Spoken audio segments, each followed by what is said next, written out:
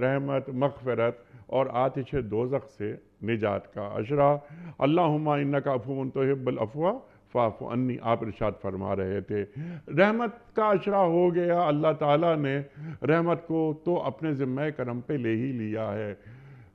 کتب علی نفسہ الرحمہ، رحمت مغفرت۔ جب مغفرت ہو گئی ڈاکٹر صاحب تو پھر آتش دوزخ سے نجات تو ہے ہی ہے۔ بے ارشاد۔ شک انشاءاللہ انشاءاللہ۔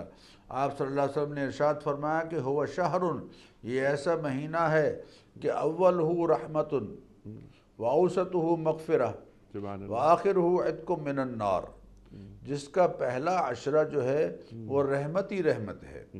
جب اللہ کی رحمت جوش میں آتی ہے اور اس کی رحمت کے دروازے کھل جاتے ہیں تو پھر یقینی بات ہے جن کا دامن میلا ہے، گناہوں سے آلودہ ہے، ان کو موقع میسر آ گیا ہے کہ وہ اب آگے بڑھیں۔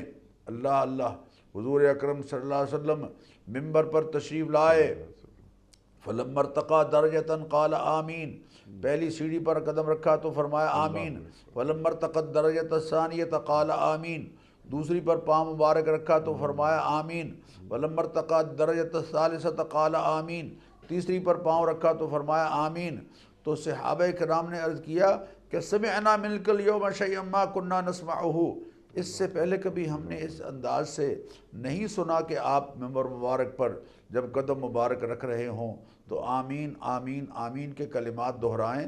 تو آپ صلی اللہ علیہ وسلم نے ارشاد فرمایا کہ جب میں پہلی سیڑھی پر میں نے قدم رکھا تو جبریل امین آئے اور انہوں نے کہا بعد من ادرک ابویہ، اللہ تعالیٰ کی رحمت سے دور ہوا وہ انسان جس نے ماں باپ کو بڑھاپے میں پایا یا دونوں میں سے کسی ایک کو پایا اور ان کی خدمت کر کے جنت نہیں حاصل کر پایا۔